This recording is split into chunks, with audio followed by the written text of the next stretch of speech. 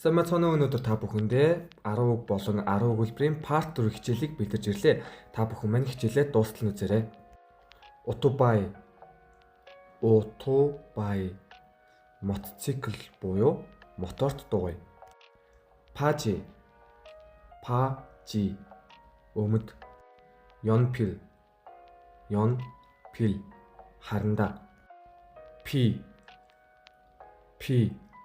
Бороо. Нүн. Цас. Суугам. Давс. Ча. Машин. Өнөөдөр. Нээл. Маргааш. Ирэм.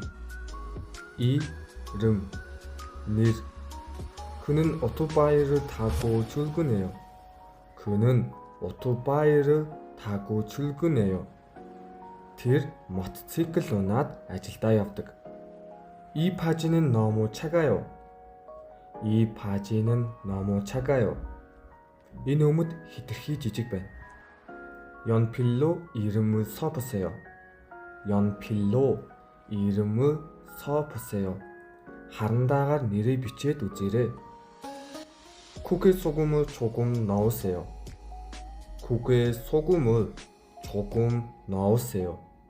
шүлэнт жаахан давс игээрэй. 오늘 비가 많이 와요. өнөөдөр их бороо орж байна. 겨울에는 눈이 자주 내려요. өвөл цас ойрхон ордог. 아버지가 새 차를 샀어요. 아빠 신마싱 авсан. 오늘은 날씨가 좋아요. өнөөдөр цагаагаар сайхан байна. 내일 친구를 만날 거예요.